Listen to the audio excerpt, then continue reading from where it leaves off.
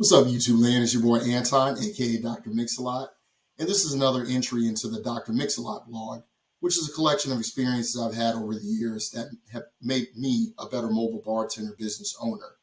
And I'm hoping to pass some of these lessons on to you through these little short videos that I have. Today's topic is setting your own price. The bottom line is you should never be afraid to ask for the price that you feel that you are worth. And I've gone into that with other videos where you have to establish what you're worth, what you can command, and make sure you just charge the top end of that as much as you can. Now, I know it can be a little daunting to ask for more than you may think you're worth starting off. Understand that, again, a lot of this comes into market research.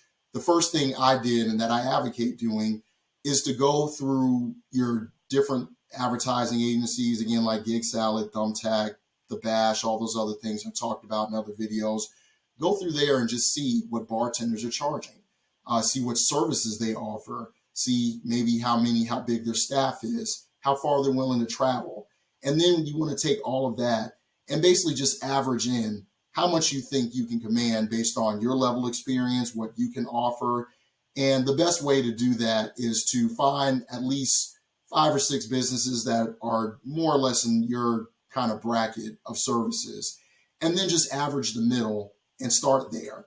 That's a great way to at least start to feel out the market, to figure out who's willing to pay you what, and if you have to raise or charge your prices accordingly.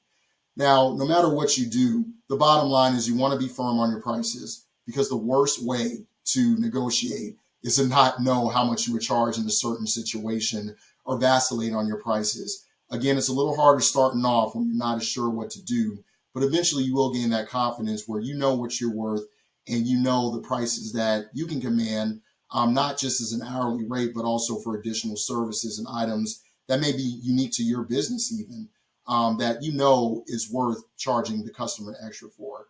Now, again, the hourly rate is the obvious place to start. I personally do $40 an hour, gratuity included, but then I offer different discounts and stuff depending on if they have a tip jar, if they're a first-time customer, repeating customer, things of that nature.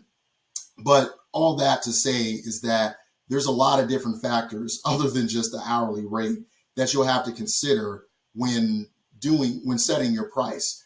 For example, I've heard my hourly rate is more on the higher end for smaller events, but when it comes to large events and weddings, bed and breakfast and venues that I have a closest rapport with, that I do repeat business at, I've actually been told by the owners, you don't charge enough.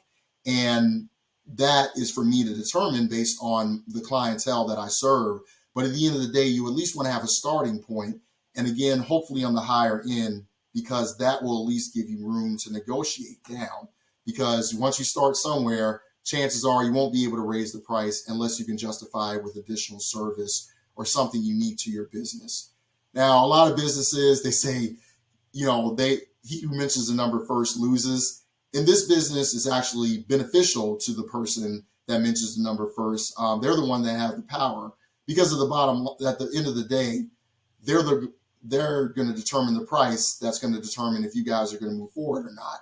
So if you charge too much or on the higher end, that's only going to elicit a response from a certain type of customer, maybe a higher end customer. But on the flip side, if the customer has the price first, obviously that's going to determine whether you're going to want to even bother to do business with them, or even maybe they're even a big fish that you got to pull out of the stops to get. But regardless, you want to, again, just make sure that you think about additional services, discounts you can apply that will allow you to charge a different price than just, I have a flat hourly rate for any party, because again, it's very circumstantial. Now, as I said before, I always advocate charging on the higher end so you can give yourself some wiggle room to negotiate down. But a lot of the times too, that will help you determine what kind of customer you can pull in. I really like to stick to more higher class, professional customers that are not as troublesome, if you will. And you'll never know. You're going to get a continuum of customers, but still, charging on maybe the higher end of the scale, if you can command that, will kind of elicit a certain type of response from only a certain type of customer. But at the end of the day, that's fine, as long as you have a price where customers are willing to respect and you're actually getting responses from a lot of your leads. That's fine. Now, most customers will take you at your price if they're responding at your leads. Some of those customers may negotiate with you. That's fine too. Again, start on the higher end, work your way down. But there's other customers that straight haggle with you. And those are the customers you want to avoid. Now, sometimes they are on the lower end of the pricing scale, but they're also on the higher end of the pricing scale. But the bottom line is, if you run into a customer, what I call a greedy fish, where they try to hold the money that they could possibly give to you for doing this event over your head to make you jump through a whole bunch of hoops, don't ever be afraid to walk away. Sometimes there's just not a good fit, whether it's price-wise, which is why I don't advocate lowballing, because a lot of the times you're going to attract customers that want to lowball you even more. So you want to avoid that. But even so, it's okay to charge on a more affordable scale. But you want to make sure that if a customer gives you too much trouble, you can walk away. There are a million of these leads you're going to come across. And trust me, in 7 years of this business, there's not one lead that I miss where I'm just like, oh, dag, I really wish I had worked with them more. If I'm not feeling the situation, I simply walk away, or even refer them to another bartender, that may be willing to work with them. But all this, the takeaway is from here is that you never want to be afraid to charge what you think you're worth after you've done your market research and know what price you can command. And again, you'll get more comfortable with that as you go on with time. But the best way to have confidence, no matter what you do, is one, to have a pricing system in place, which you are able to justify why you're charging this in different circumstances. Because again, there's going to be a lot different pricing considerations for a 30-person party with one bartender versus a 300-person party where you need 3 bartenders and a whole bunch of extra stuff. So you're going to want to make sure that you have at least a platform in which you're able to be flexible and adjust your prices as needed.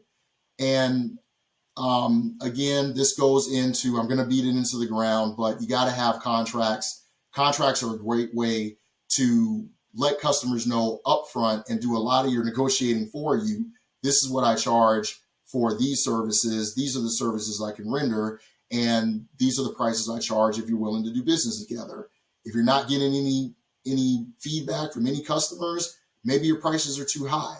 If you're getting a lot of haggling customers, maybe your prices are too low. And then it also depends on what type of events you specialize in that will allow you to either charge higher or lower for these things. But regardless, make sure you put it in the contract written, so at least gives you a starting place for customers to understand the motivation for what you charge. And then you can always go back and point to why you charge it or what the itemized service was for any charges. And it just keeps everything on the level for everybody. So with that said, I hope you liked what you saw. If you did, make sure you click the like or subscribe button. It's your boy Anton, aka Dr. Mix-a-Lot, signing off. As always, happy mixing, and cheers to unbeatable service.